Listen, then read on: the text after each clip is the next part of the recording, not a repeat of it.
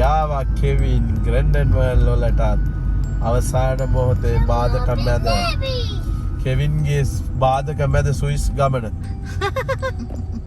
එහෙම තමයි මේකේ දාන්න ඕනේ. Montaña stop. Montaña stop down.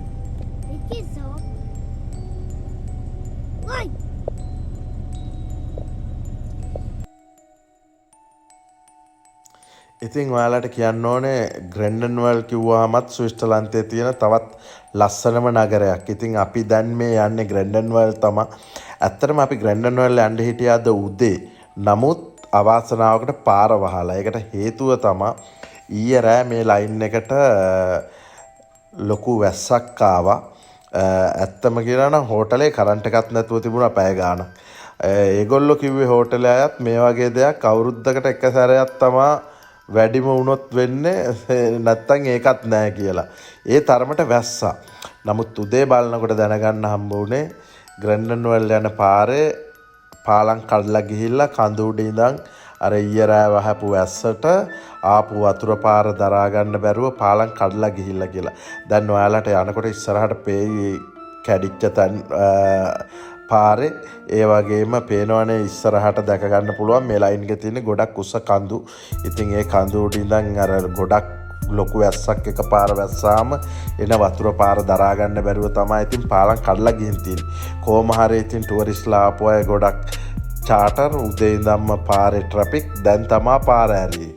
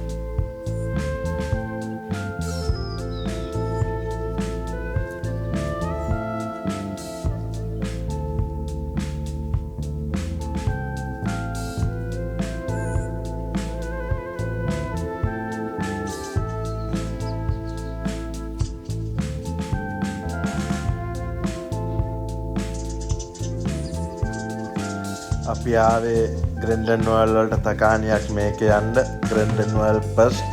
නමුත් අපි ටූ ලේට් දැන් වහලා. වෙලාව 6:00යි. නමුත් ඔයාලා මේ ඔරලෝසුවේ වෙලාව කොහමද 6:00යි කියන්නේ මෙන්න නියම ස්විස් ඔරලෝසුව. ආයමත් මං ආවා. ඔයාලා වෙලාව මට හිතා ගන්නත් බෑ. ඔයාලම තමයි ඉතින් වෙලාව කොහමද කියලා හොයාගන්න ඕනේ. ඉතින් බලන්න මේක ඇවිල්ලා ඒකත් ගැනත් මං චුට්ටක් කියන්න ඕනේ. මම මේ ඉන්නේ ග්‍රැන්ඩන් වර්ල්ඩ් වලට ඇත්තටම අපි එන්න හිටියේ අද උදේ. නමුත් කියන්න ඕනේ විශේෂයෙන්ම ඊයේ හැන්දෑවේ අපි ආපු වෙලාවේ අපි උන්න තැනට චුට්ටක් එහායෙන් තමා හෝටල් එක ගාව මේ ග්‍රැන්ඩන් වර්ල්ඩ් එන පැත්තට මෙහෙන් පොඩ්ඩක් මෙහෙන් මේ මොනාද පාර වහලා හේතුව ඊයේත් ලොකු කුණාටුවක් ආවා ටෙම්පරාලයක් ආවා වැස්සක් කඳු උඩ ඉඳන් ආපු වතුර පාරට පාලම් කීපයක් කඩාගෙන ගිහිල්ලා වතුර පාර දරාගත්තා. ඉතින් පාර ඇරියේ මීට සුළු මොහොතකට පෙර. නමුත් ඉතින් අපි ග්‍රැන්ඩන් වර්ල්ඩ් වලට එද්දි too late. ඉතින් අපිට ග්‍රැන්ඩන් වර්ල්ඩ් වල කිසිම දෙයක යන්න බැරුව ගියා. අපේ ප්‍රෝග්‍රෑම් ඔක්කොම අවුල් වුණා. මේක ඇත්තටම මට මේ කියන්න ඕන උනේ මේක ග්‍රැන්ඩන් වර්ල්ඩ් වල ස්ටේෂන් එක. එතකොට මෙතන තමා බස් යන්නේ කෝච්චි. එතකොට මේ කේබල් කාර් කියන්නෙත් මේගොල්ලන්ගේ මේ සාමාන්‍ය ට්‍රාන්ස්පෝර්ට් එකක්.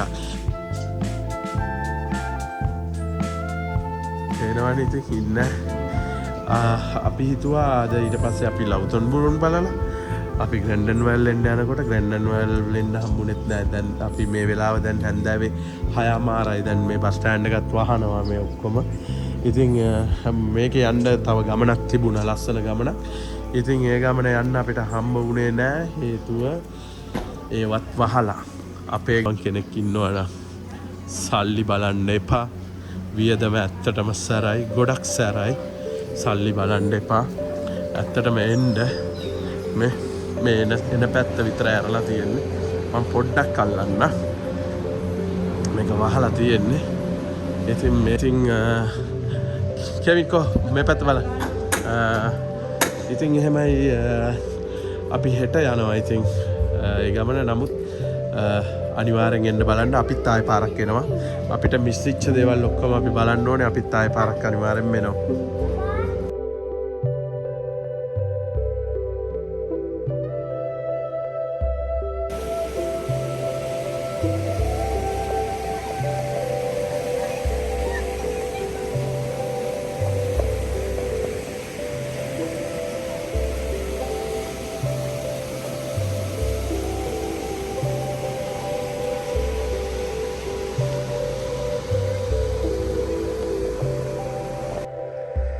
ඉතින් අවසානයේ කොහොම හරි අපිට ග්‍රැන්ඩන් වර්ල්ඩ් වලට එන්න හම්බුණා. නමුත් අපි එනකොට ගොඩක් පරක්කුයි. හැන්දෑවේ 6යි අපි මෙතනට එනකොට. අර පේන්නේ ඒගොල්ලන්ගේ ස්ටෑන්ඩ් එක ස්විස් කොඩිය පේන්නේ. එතනින් තමයි බස්, ට්‍රේන්, එතකොට මේ පුනිවියා කේබල් කාර්, මේ කේබල් කාර් නවත්තලා තියෙන්නේ. මේ ඔයාලට පේනවනම් ඒ කේබල් කාර් එක යන ලයින් එක කේබල් කාර් නවත්තලා තියෙන්නේ. ඉතින් බලන්න ඈතින් පේනවා ලස්සන දර්ශනය. ඇත්තටම කියන්න වචන නෑ. ලස්සන විස්තර කරන්න අමාරුයි. පොඩියට හෝ මට හිතුණා මේ වගේ ලස්සන දෙයක් ඇත්තටම පෙන්වන්න ඕනි කියලා. මොකද දැකපු අය වගේම නොදැකපු අය ගොඩක් ඉන්නවා. අයිඩියා එකක් නැති අයත් ඉන්නවා. ඉතින් ඒ අයට චුට්ටක් හෝ බලලා යම් කිසි අයිඩියා එකක් ගන්න පුළුවන් නම් ඇත්තටම ඒ ගැන මට සතුටුයි. ඉතින් මේ පේනවා නම් ඔයාලට පේන්නේ මේ ලොකු අයිස් ඝනකම් තට්ටුවක් සෑහෙන උසකට මට පේනවා. මන් දන්නේ නැහැ මේ කැමරාවට කොහොම පේනවද කියලා. මම හිතන්නේ මේක දිය වෙන්නවද නැද්ද කියන මන් දන්නේ නැහැ. ලොකු ග්ලැසියර් එකක් වගේ. ඉතින් බලන්න මේ ග්‍රැන්ඩන් වර්ල්ඩ් වල දර්ශනය හරිම ලස්සනයි. වටේ තියෙන කඳු පන්තිය තමයි මම මේ ඔයාලට ඇල්ලුවේ. මේ හරිය කඳු උඩ වලාකුළු වලින් වැහිලා කඳු වලට පල්ලෙහාම වලාකුළු. විශේෂයෙන්ම කියන්න ඕනේ මගේ මේ ගමනේ පළවෙනිම ටාගට් එක අපි මේ ලයින් එකට එද්දි টොප් ඔෆ් යුරෝප් යන්න මේ කුණි කේබල් කාර් ආයි පර්තීරේ වුණා. සමාජයට මොකක් හරි උඩ කවුරු හරි ඉන්නවා දන්නේ පල්ලෙහාට යන්න. පල්ලෙහෙන් කාටවත් උඩට යන්න දෙන්නේ නැහැ. මේ ආයි නතරුණා. සමාජයට ඒගොල්ලෝගේ මේන්ටේන් මොනවා හරි කරනවා වෙන්න පුළුවන්.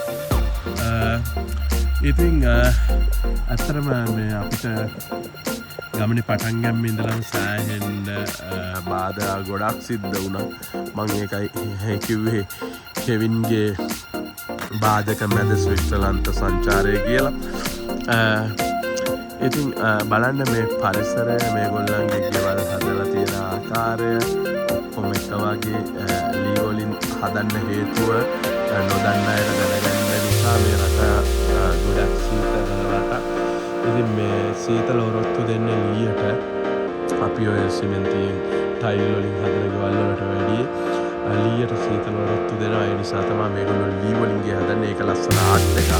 ඒ වගේ මේගොල්ලන්ගේ ඔක්කොම ගෙවල් එකම සිස්ටම් එකකට ඒගොල්ලෝ හදන්නේ. මේ රටේ ලස්සන මේ සෝබාදාමේ ලස්සන තවත් වැඩි කරනවා. ඒගොල්ලන්ගේ මේ ඔයාලට මේ අල්ලන් ඉන්න පේනවා.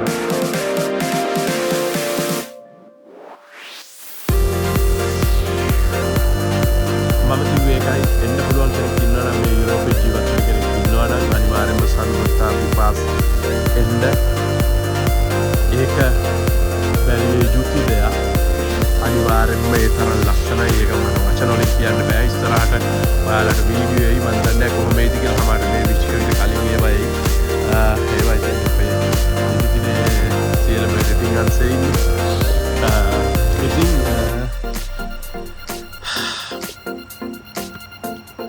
අනිවාර්යෙන්ම එන්න ඕනේ. බලන්න ඕනේ. පුළුවන් කෙනෙක් ඉන්නවනම් ගණන් වැඩි. ඒක ඇත්ත අමාරුයි. ඉතින් මේ টপ ඔෆ් යුරෝප් ගමන විශේෂයෙන්ම කියන්න ඕනේ ටිකට් එකේ ගාණ වෙනවා එක්කෙනෙකුට දන්නේ නැති අයට දැනගන්න හින්දා කියන්නේ එක්කෙනෙකුට ස්විස් ෆ්‍රැන්ක් 249ක් වුණා. අවුරුදු වයස 6ට අඩු නම් ටිකට් ගන්න ඕනේ නැහැ. වයස අවුරුදු 6යි 15යි අතර භාගයක් ගෙවන්න ඕනේ ටිකට් එක. ස්විස් ෆ්‍රැන්ක් 249යි 250යි කියමුකෝ අපි. ස්විස් ෆ්‍රැන්ක් 250ක් කියන්නේ මම තාම හරියට බැලුවේ නෑ. ඒකේ ගාණ බලන්න ඕනේ. යූරෝ එකට හැරෙනකොට ඒක වැඩි වෙනවා තවත්. මට හිතෙන විදිහට යූරෝ 275ක් 80ක් විතර වගේ ගාණක් හෝ ඊට වැඩි වෙන්නත් පුළුවන්. මම ඒකේ ගාණ තාම බැලුවේ නෑ. මේ අනිත් ඉන්ටර්නෙට් ප්‍රොබ්ලම් වුණා. ඒක බලාගන්න බැරුව ගියා. ඒ වගේ ගාණක් වෙනවා. එතකොට අපි නිකන් 275යි කියමුකෝ යූරෝ. අපේ යුරෝපයේ අනිත් රට ඉඳන් එන කෙනෙකුට ඒකට 275 කියන්නේ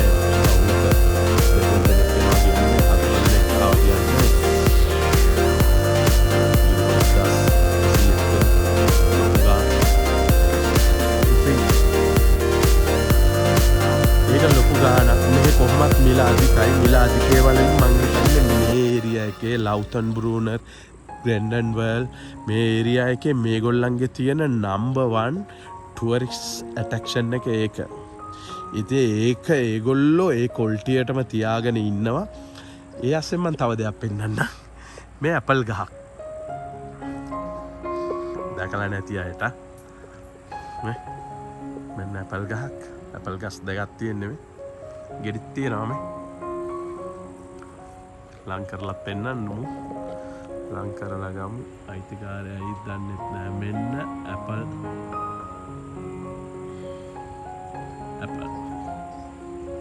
ස්විට්සර්ලන්තයේ ගෙදරක තියෙන ගෙවත්තේ තියෙන ඇපල් ගහ. ඉතින් මෙයා සාමාන්‍ය ගෙවතුල වැවෙනවා. ඒක ඉතින් සාමාන්‍ය දෙයක්. ඉතින් අපි කතා කර හිටියේ මේ ටිකට් එකේ ගාණ. ඉතින් ඒක ලොකු ගාණක්. නමුත් ඒක ලොකු ගාණක් වුණාට හැකියාව එන්න අනිවාර්යෙන් බැලිය යුතු දෙයක්. ගොඩාක් දියාලි දැක ගන්න පුළුවන්. මට ඇත්තටම දියාලි දැකලා එපා වෙන මට්ටමට දියාලි දැක්කා. ලස්සන දියාලි. එතකොට අපි උස්සම දියාල්ල බැලුවා. අපි තව ඉස්සරහට තව තියෙනවා. ඉතින්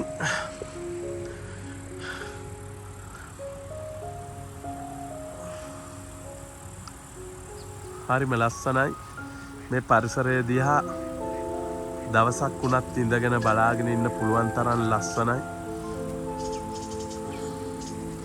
මම මේ මෙච්චරම කිය පෙන්නන්නේ මමත් මෙච්චර ඉඳලා මේ වගේ දෙයක් මම ස්විට්සර්ලන්තයට ආපු පස්වෙනි පාර මම දැකලා තියෙනවා. නමුත් මම මේ ඒරියා එකට ආපු පළවෙනි වතාව.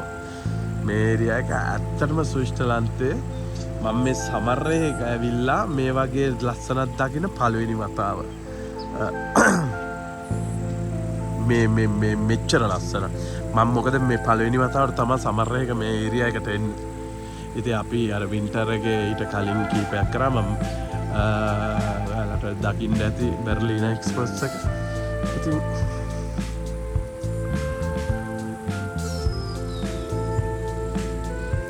ගොඩාක් ටුවරිස්ට්ලා හිටියා. මම හිතන්නේ 150කට වැඩිය වාහන මම දැක්කේ යුරෝපයේ අනිත් රටවල් වල ටුවරිස්ට්ලා. ඇත්තටම යුරෝපයේ මිනිස්සු ගොඩක් ජීවිතේ විඳිනවා. ඒගොල්ලෝ වැඩ කරලා මේ කාලෙට මේ වගේ ගමන් එනවා. ඒක ඇත්තටම වටිනවා. අපේ රටවල් වල අයට ඉතින් ඒ අවස්ථාව නැහැ. බොහොම කියන්න කනගාටුයි. ඉතින් මේ වගේ රටකට එන්න අපේ ලංකාවේ කෙනෙකුට ලංකාවේ ඉඳන් ටුවර් එකකට එනවා නම් ඒක ලොකු වියදමක් සහ වීසා ප්‍රශ්න අනිවාර්යෙන්ම ගොඩක් ඒක සංකීර්ණ දෙයක්. ඉතින් එන්න පුළුවන් අය ඕන තරම් ඉන්නවා. ඉතින් සාමාන්‍ය කෙනෙකුට එන්න හරි අමාරුයි. ඉතින් ඒ වගේ අය ඉතින් වෙනුවෙන් යම් කිසි මට්ටමකට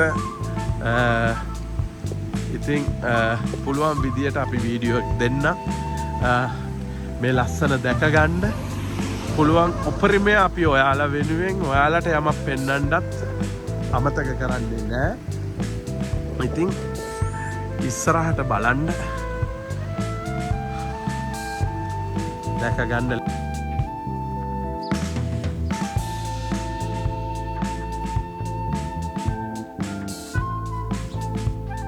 දැන් මේ හොඳටම හවස් වෙලා ඉර බැහැගෙන එන්නේ. ඉර බැහැගෙන එනවා කිව්වට තාම නෑ ඉර තියෙනවා. නමුත් දැන් වෙලාව 7:00 පහුවෙලා අපි ග්‍රැන්ඩන්වල් වලට ආවා. ග්‍රැන්ඩන්වල් වල ලස්සන දැක්කා. හේතුව ඊයේ අයහපත් කාලගුණයේ හේතුවෙන් ඒ වැස්ස සැර බැහැපුත් තරම කොච්චරද කියනවා නම් ඒ උඩ ඉඳන් එන වතුර පාරවල් වලට පාලම් කඩාගෙන පාරවල් කඩාගෙනම ගිහිල්ලා. ඉතින් ඒවත් යථා තත්ත්වයට පත් කරුවේ මීට සුවල්ප මොහොතකට උඩදී 100% නෙමෙයි 25%ක් 30ක් විතර. ඉතින් පුළුවන් විදියට ඒගොල්ලෝ පාර ලෑස්ති කරලා තිබ්බා කට්ටියට එන්න යන්න. ඉතින් අපි කොහොම හරි ආවා. මෙතන ඉඳන් වැඩි දුරක් නෙමෙයි අපි ඉන්න හෝටල් එකට තියෙන්නේ. නමුත් ට්‍රැෆික් එක නිසා අනිවාර්යෙන් පරක්කු වෙනවා. ඉතින් අපි හෙට උදේ පාන්දර යන්න ඕනේ. අපි ඊට පස්සේ මෙහෙන් යනවා අපි ස්විට්සර්ලන්තයේ උතුරට යනවා තවත් උඩහට ජර්මන් බෝඩර් එක කිට්ටුවට. ඉතින් හම්බෙමු. මන් දිගටම ඇල්ලුවා එකම දේ. ඒකට හේතුව ලස්සන නිසා. ඉතින් එහෙමනම් ඔයාලා හැමෝටම ග්‍රැන්ඩන්වල් ඉඳගෙන සුබ සන්ධ්‍යාවක් කියලා මං එහෙනම් අදට නතර වෙනවා.